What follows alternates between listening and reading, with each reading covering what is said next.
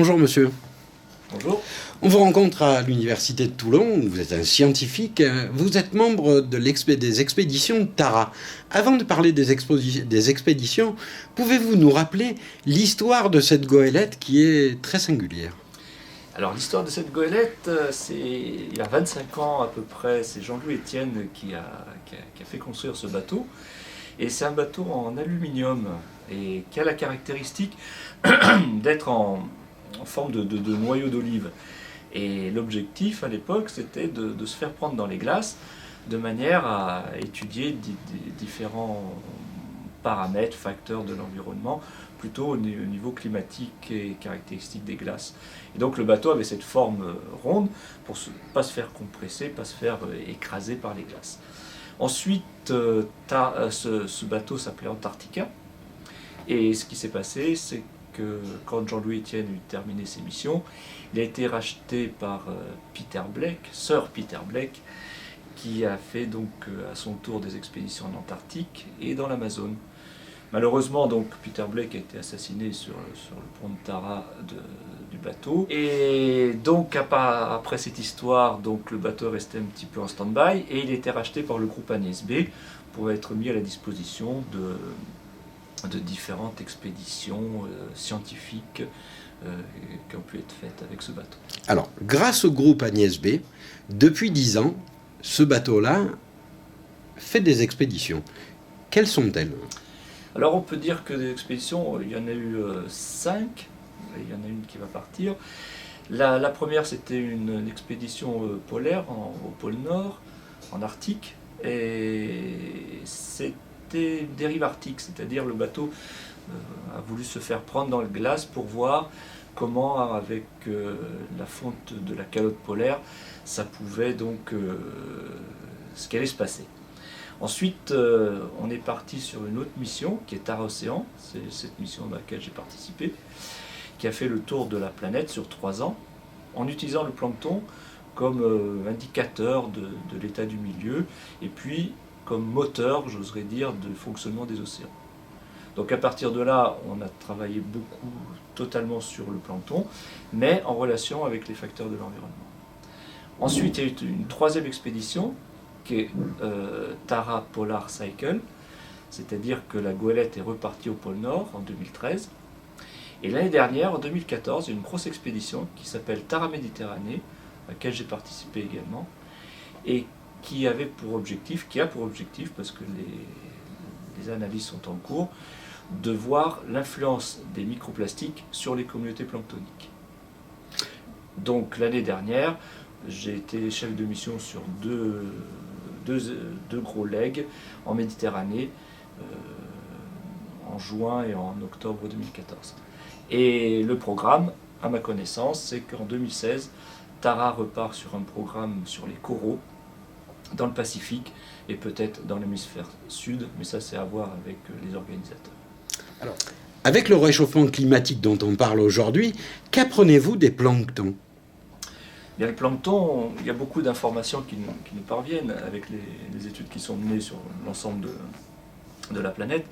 On constate un grand classique, mais qui est vraiment important, déterminant, c'est un déplacement des populations planctoniques qu'on retrouvait par exemple dans des zones plus chaudes, vers les tropiques ou subtropicales, qui commencent à migrer ou qui ont déjà commencé à migrer vers des latitudes plus élevées, c'est-à-dire des zones plus froides. Et en particulier, on connaît maintenant assez bien, on commence à avoir assez d'informations sur l'Atlantique, Atlantique Nord, dans lequel on retrouve maintenant, dans les latitudes, aux plus hautes latitudes, des espèces qui étaient présentes à des latitudes plus basses, c'est-à-dire vers les Canaries, Cap-Vert, etc., et qu'on retrouve maintenant vers des latitudes, vers l'Islande, l'Angleterre, Norvège, etc., mer du Nord et tout.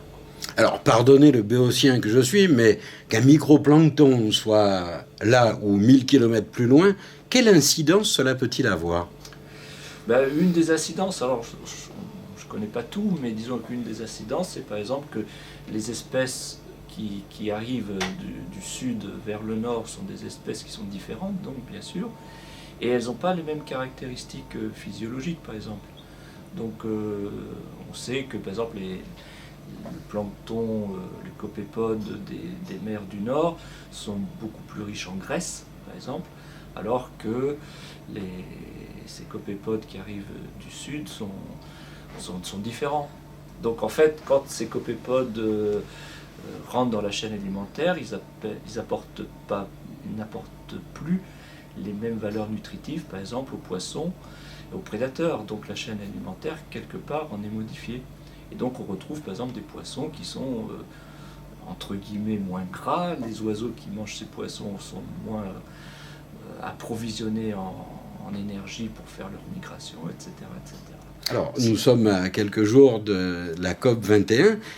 Qu'a-t-on appris des expéditions qui ont été menées par Tara ? Alors, par Tara, je peux vous parler que celles où j'ai participé, j'oserais dire, et puis des résultats qu'on est en train d'exploiter maintenant. On a apporté au niveau scientifique une meilleure connaissance, une meilleure compréhension du fonctionnement des océans. C'est-à-dire qu'on a pu aller plus à fond, en particulier sur le compartiment biologique, en travaillant sur le plancton, de comprendre comment ça fonctionne. Et éventuellement, donc aussi, vu que vous me parlez de la COP 21, des hypothèses. On a des hypothèses. Comment ce réchauffement climatique pourrait influencer, modifier donc ces océans, et donc quelque part la vie de l'être humain sur Terre. Est-ce que, selon ces expéditions et les premiers résultats que vous avez pu recueillir, est-ce que la situation est grave, mais est-elle désespérée ? Ah, ça c'est la grosse question classique aux scientifiques. Grave. Bon, à titre perso, je pense que la situation est, on va dire qu'elle est grave, mais pas désespérée. Je suis de nature optimiste, et puis je pense qu'on peut encore faire changer les choses. Mais je pense qu'après, c'est une décision politique. Et ça ne dépend plus de nous. En tout cas, nous, notre mission, c'est de transmettre aux politiques ou aux décideurs toutes les informations pour qu'ils prennent les bonnes décisions. Mais après, ça va le voir. Alors, la COP 21, comprenons-nous bien, selon vous, scientifiques, elle concerne plus la planète ou l'être humain ? Personnellement, je pense que la COP 21, ça concerne plus l'être humain. Parce que la planète, je pense que quelle que soit son évolution, que ça se réchauffe ou pas, elle s'en sortira tout le temps. Effectivement, dans l'histoire de la planète, elle a montré plusieurs fois qu'il y a eu des gros changements, des gros bouleversements. La vie reprend toujours d'une manière ou d'une autre. Mais par contre, je pense que ça affecte plus ou totalement l'être humain, parce que ce réchauffement, c'est peut-être, cas extrême, c'est peut-être l'espèce humaine qui est en danger ou en question. Alors, on l'a compris, Tara, ce sont des expéditions. Les expéditions menées par des scientifiques. Pour autant, vous avez une mission, celle d'expliquer au plus grand nombre ce qui se passe. Lors de vos expéditions, comment faites-vous pour rencontrer le plus large public possible ? Oui, effectivement, c'est une bonne question, parce que effectivement, dans Tara, il y a plusieurs projets, il y a plusieurs objectifs. Alors, il y a, pour nous, scientifiques, des objectifs scientifiques, d'accord, mais on a également une mission, c'est-à-dire essayer de communiquer au plus grand nombre, hein, et en particulier donc aux générations futures. Et c'est la raison pour laquelle, à chaque fois que Tara se déplace, il y a toujours des escales. Et on a moralement l'obligation, ou en tout cas le devoir, à ces escales, de parler, de dialoguer, de transmettre quelque chose aux gens qui viennent nous voir, en particulier les nouvelles générations. Et c'est pour ça que, aussi bien sur Tara Océan que sur Tara Méditerranée, à chaque escale étaient prévus des stands, des visites du bateau, des conférences, des interviews, que j'ai toujours assumé avec grand plaisir. Voilà. Parce que ça, c'est vraiment important. Et au-delà de la recherche scientifique, il y a chez vous ce souci de transmettre. Oui, on transmettre deux choses à mon avis. Transmettre une passion, transmettre quelque chose de positif et d'important pour les générations futures, pour qu'ils s'y prennent autrement que ce qu'on a fait nous, on va dire. Mais aussi purement au niveau scientifique, c'est-à-dire que ça soit sur Tara Océan que Tara Méditerranée, par exemple, tous les échantillons sont conservés d'une manière très attentive, de manière à ce qu'ils puissent être utilisés par la suite par des générations futures, avec des nouvelles technologies, des nouveaux instruments, des nouveaux appareils qui permettront d'aller plus loin de ce qu'on peut faire à l'heure actuelle. Donc voilà, dans toutes ces expéditions Stara, il y a toujours cette idée des générations futures, aussi bien pour transmettre un message pour la planète et l'espèce humaine, mais également au niveau scientifique qu'on puisse réanalyser tout ça. Et donc quelque part, l'idéal de Tara, ce serait qu'un jour il y ait un Tara 2 qui reparte dans 50 ans ou 100 ans, je ne sais pas, pour refaire un peu le point de ce qu'on essayait de faire. Alors, une dernière question, peut-être un constat. Des modifications, des changements climatiques, la planète en a déjà connu. Mais elle en a connu sur plusieurs milliers d'années. Or là, les dérèglements climatiques ne se sont-ils pas accélérés ?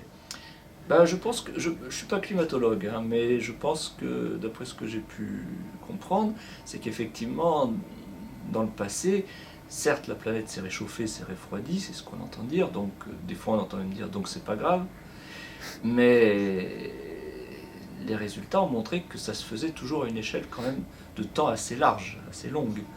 Alors que le réchauffement climatique enregistré maintenant chez nous, ça se fait vraiment de manière très rapide, ça s'est fait, et ça se fait de manière très rapide, quelques décennies, un petit siècle au grand maximum. C'est cette accélération des modifications qui risque de nous mettre en péril ? C'est-à-dire que étant donné que la modification en fait au niveau temps est rapide, les organismes ont peu de possibilités de s'adapter rapidement. Donc si les organismes, les communautés vivantes sur la planète, que ce soit en océan ou sur Terre, vont se modifier beaucoup plus lentement que par rapport au temps rapide du réchauffement climatique. Donc on va avoir des problèmes. Voilà. Donc à court terme ou moyen terme, pour l'espèce humaine, c'est quand même quelque chose de... Il y a un danger là. Par contre, comme je disais tout à l'heure, au niveau de l'échelle géologique et du temps géologique, voilà, il y aura d'autres espèces qui se mettront en place, certainement. Donc la planète s'en sortira. À titre de scientifique, qu'attendez-vous de la COP 21 ? En tant que scientifique, ouais. Qui nous écoute.